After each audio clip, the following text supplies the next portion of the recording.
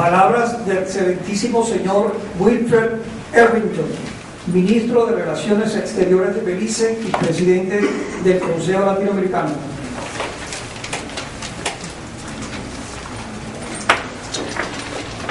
Thank you. Good evening. Fortunately, I'm not fluent in Spanish, so you will please bear with me as I speak to you in English. Permanent Secretary Rivera and other members of the table, Vice Ministers and other heads of delegation here present, members of the diplomatic corps, members of the press, and most importantly, the citizens of the region. The citizens of the region. Let me start off by wishing SELA a wonderful 37th anniversary. That is a hallmark achievement, and I can say from what I have seen of the work that they have been doing, that is an excellent organization. And I really commend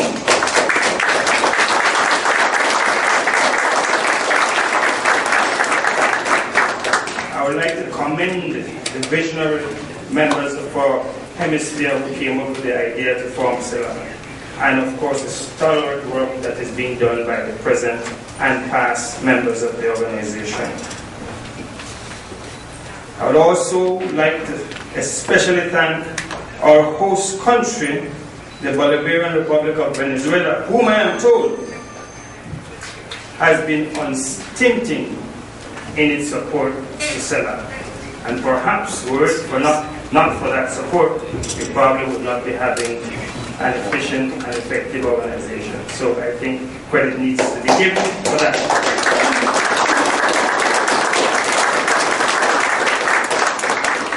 Now, the core ingredients in any development strategy or plan are the economic and social components of the plan.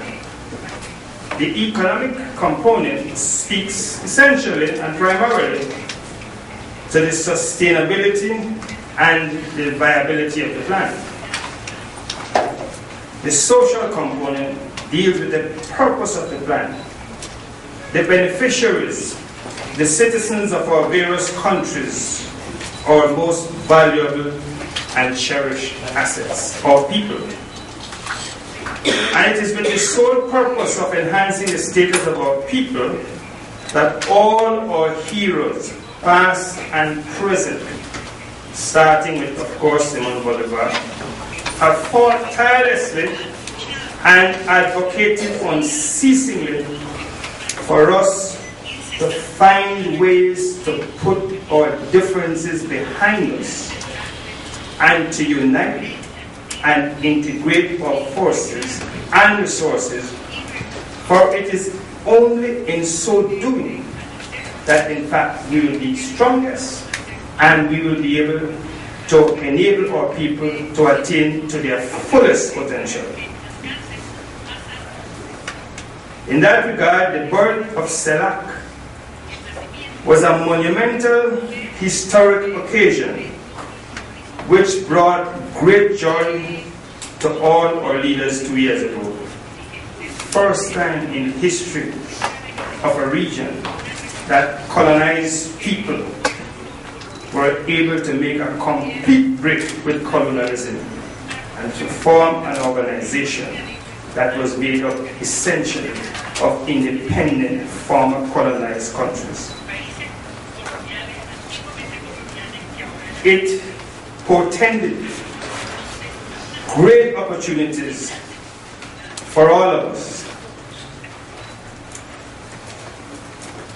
But as we all know, the most vulnerable stage of life is when one is giving birth, and then the first, perhaps, 6 years of life. So that CELAC is in a most vulnerable stage, exceedingly vulnerable stage. And we will have to do all in our power to ensure that it develops, grows, matures. I can tell you in my country, the young people, many of them, are so disillusioned that they tell you quite clearly, if I make it to the year 21, I would have lived a long life. They are so disillusioned. The same thing that happens to our youth will be reflected in our institutions, because our institutions are made up of our people. So it is very important that we give very clear thought and careful thought to the nurturing of CELAC. We have a good example of what we are to avoid. I'm dealing now with the direction as opposed to prospects. We are to avoid what has happened in the United Nations. We don't want a powerful, permanent fight and the views of the rest of the membership, 190 or 180 odd members, are given scant regard. Not going to work. CELAC will have to be very, very democratic and give as much credence to the voice of the smallest member as to the voice of the biggest member. And in that regard, I would like to commend the Troika for taking seriously the proposal made by Trinidad and Tobago, because I can tell you there were some of us in CARICOM who were wondering whether we had made a mistake or would be making a mistake in being a part of CELAC. It's very important that we are treated very seriously and very respectfully, notwithstanding our size. We know in today's world that a tiny country like Japan really is a giant. So is Taiwan. So is Singapore, so is Luxembourg. So we need to understand that size is not insignificant. You may be small in size, but huge in heart. And that is what makes a difference. I think that is what the Secretary General commended the people of, I think it was Ireland for. Small in size, but huge in heart, because that is what makes a difference. So my first advice would be that in CELAC, we have got to make sure that we are completely democratic. We've also got to make sure that we are completely guided by the rule of law. Democracy is underpinned by the rule of law. And if we are not disposed to obey the law, particularly laws which bring us into force, that is going to be a recipe for disaster. This is an organization of sovereign countries that can walk away at any time. If we are to stay together, we have got to have a set of rules or laws which guide us and by which we are all prepared to be bound. Classic case of the United Nations, the suggestion was that the bigger forces manipulated the charter to allow the invasion to be done on Libya. That is being debated hotly. Some people thought that the action was unlawful. There are others who think it wasn't lawful. The consensus seemed to be that the law was dead. That can happen. Any lawyer will tell you you can bend the law. But it does not go over well. Not because you claim that you did it under cover of the law. If people are not happy with it, if people have doubts about it, it defeats your purpose. So, first injunction is we need to be democratic. We need to follow the rules of the law. And we must be representative. Everybody's voice must be heard. The second one course. We know that the region is wealthy. We know that it is perhaps one of the wealthiest regions in the world. We also know that here reside some powerful intellectual forces. So we have the wealth and we have the mental capacity. But we also know that this is the hemisphere with the greatest disparity in wealth. You have the richest man living in Mexico and the poorest set of people living in Haiti. And of course, we have all the rest in the middle. We are the only ones who can change it. That does not make for a harmonious relationship. But to change it, we all have to have a very big heart. And we're not to be fooled by thinking that by assisting our brothers, we are being altruistic and it is not to our benefit. Because when our brothers are indigent and poor and ignorant and uneducated and have to resort to criminal activity to survive, that is going to be affecting all of us. Because it's one tiny world. What happens in Haiti affects people in London, Russia, China.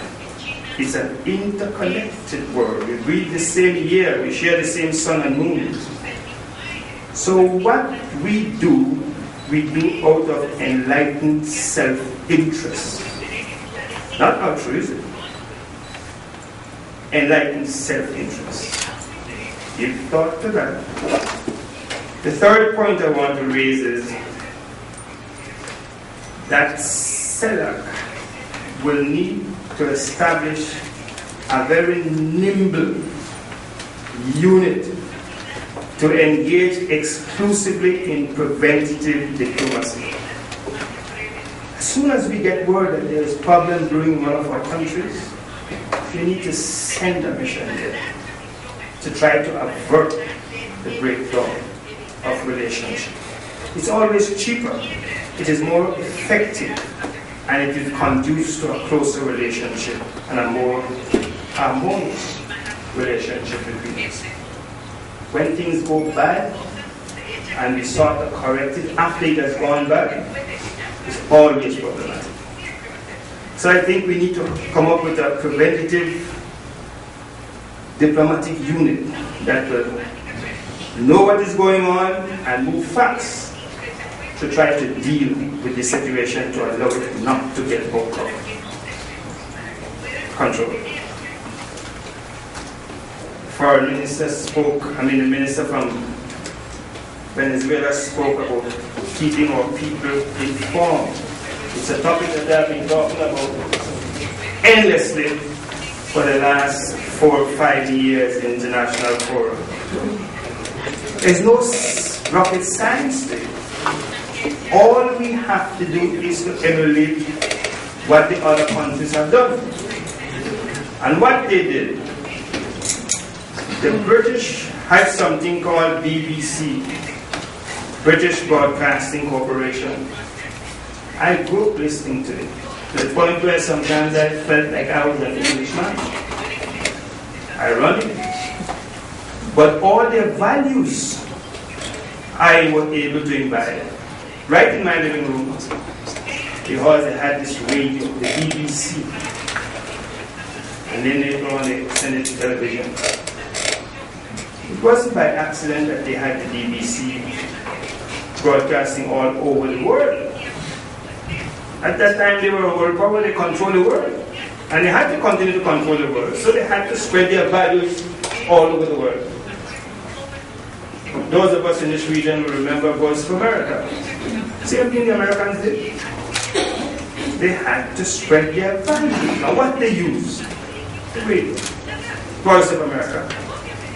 Today we have CNN. You have Al Jazeera.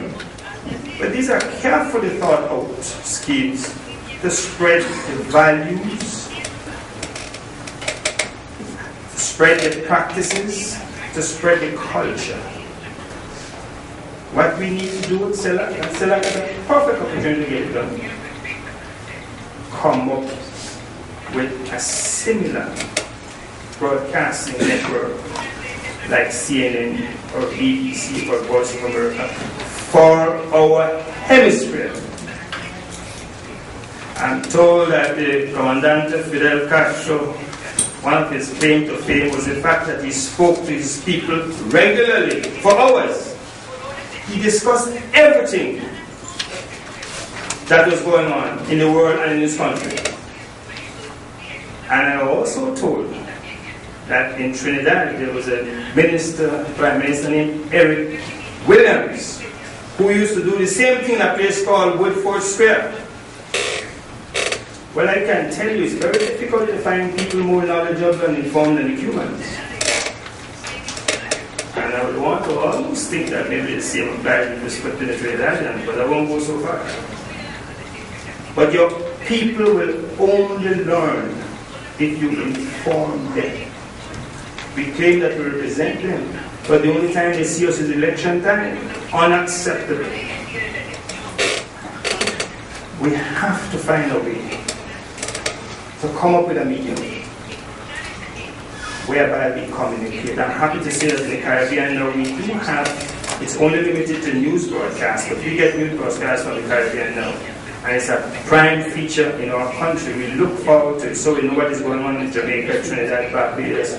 We look forward to it every evening. Everybody's around the television in the evening, waiting for the news, and waiting for the Caribbean news. You know how good I would feel if I were in fact able to listen to news coming from South America, Venezuela, Brazil, Chile. These countries that are doing such awesome things. The Europeans know what they're doing. The Chinese know what you're doing. The Indians know what you're doing. But your neighbors don't know. We are distant and ignorant neighbors. It means that the benefits that you are generating are going to go to those people who know what is going on. And all people are going to live on. So in my view, it is urgent and imperative that we come up with a means of communication to educate our people. 5, we need to establish a sound and equitable financial structure if in fact we want to make SELA work. Everybody has a capacity to pay. We are not mendicants, we are not beggars. Everybody has a capacity to pay. And if we think something is valuable, we are going to pay for it. I think we need to sit down and contemplate seriously our obligation. If we want this in the organization, we must be prepared to pay for it. And we can't expect others to pay the bill. There are no free lunches. We must be prepared to pay for it. And it's something that I think we need to sort out very, very early.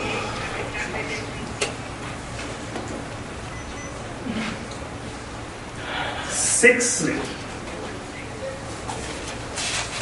we in the region must not become captive to fear. The leadership of this region, very fearful, almost filled with paranoia. And we are fearful about our own brothers and sisters and neighbors. It's at a paranoid stage. We understand that we have had bad experiences, but it's my reading of history that no country has been more brutal and dull than the Europeans. None. But they have transcended their affairs. They have transcended their affairs. And they work together and they work out their problems rationally. They are not captivated by fear. The only thing to fear is fear itself. That's the worst thing. Fear breeds fear. We have to get over it. Colonial period is terrible, but we have got to forget that. It's a new dawn. Simon Bolivar had been fearful, we would not have had the guidance and leadership. He was a fearless person. And we like to look on him and claim him as our hero and leader. Let us behave like him. He was afraid of nobody. No one. Let us emulate him. And the other leaders who have in fact defied all the hardships, all the negatives, and led the vision, provide a vision for us. Let me end, I don't want to be much longer, let me end.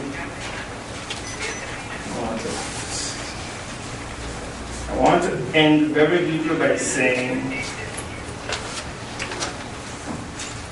we need to stay true to the vision of our heroes. They have stood the test of time. I am not necessarily a preacher, but I have some familiarity with the Bible.